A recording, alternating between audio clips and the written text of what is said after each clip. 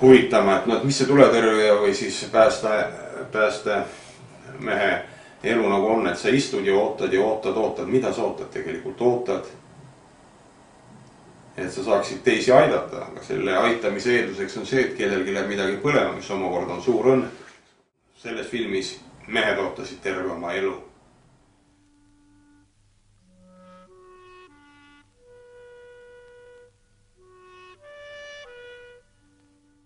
Kui me ühe korra päeval läksime Tallinn filmi palga järele, siis juhtus niisugune tulekahju, kus oli kõik see, millest me olime unistanud, oli vägev tulekahju, oli tuletõrjujate taipliku, kangelasliku, ükskõik millist tegevust, olid morodörid, kes saadi kätte. Ja sellest me olime kõigest ilma jäänud, nii et see oli. Ja edasi, kui me sinna tulime tagasi, siis oli jälle see sama vana rida, et mehed rippusid üle akna, vaatisid mööduvaid tüdrukuid suveriides, praadisid kartulid ja pikutasid. No siis liikusid igasugused linnalegendid seal ühe venna kohta. Vennad rääkisid kõik nagu ühest suust, et see tüüp tuli tulekahju. Öösel tuli voodist üles, pani partjankad ja kirsad ja riided selga, hakkas rahulikult alla minema, siis tuligi kell ja oligi väljakutse.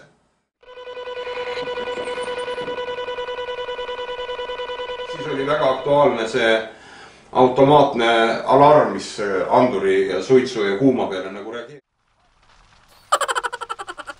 Mati viitsid nende automaatväljakutsete peale minna, tema see dispatcher öelgu, et kui oli ikka inimese häälega nagu välja kutsutud, et siin on minek, aga et nende piiksumise peale nagu ei taha väga minna. Lõpuks meie filmimise ajal juhtus üks traagiline õnnetus, nii et ühelt tulekahjult tulnud suur uraal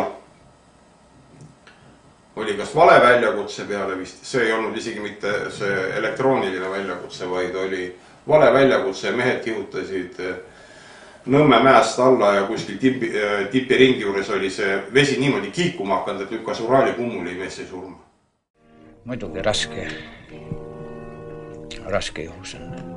Aga oma ametisse suhtusid nad lugupidamisega ja rääkisid igasuguseid imelikke lugusid ja rääkisid, et paradoksaalseid asju, nagu ka see, mis see elukutse endaga on seoses, et arg ei tohi olla, arg saab surma. Taganeda sa ei tohi ja kui sa oled ise veel, oled väike ülemus ka, sa ei tohi seda näidata kaasvõitlejatele juba. Mis mind hämmastas oli see, et seal samas platsi peal, kus mehed pesid autosid ja kus on torn voolikute kuivatamiseks, et seal toimus rivistus ja see oli eesti keeles. Ma elust esimest korda kuulasin sõjaväelisi käsklusi eesti keeles.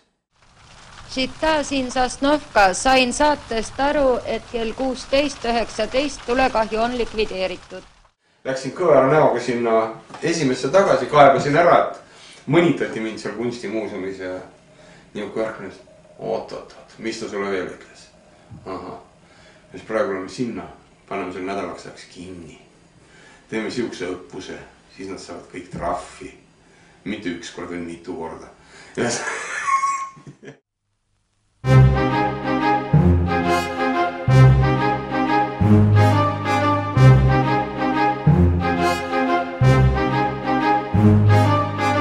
Seal öeldi, et kõik ülemused sõitsid lennujaama vastu võtma, aasta oli 79, loomulikult pidi see üks aasta enne olümpiat valmis olema.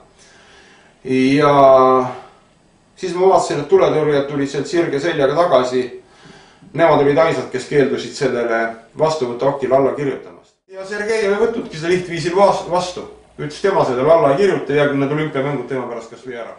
Nemad vastu ei võta ja kõike, nemad oma hinge peale seda pattu ei võta ja nii et selliseid inimesi oli ka tollal huvitav, et ma nendega palju kokku puutusin, nii et see argus või niisugune pugemine ja Moskva hirm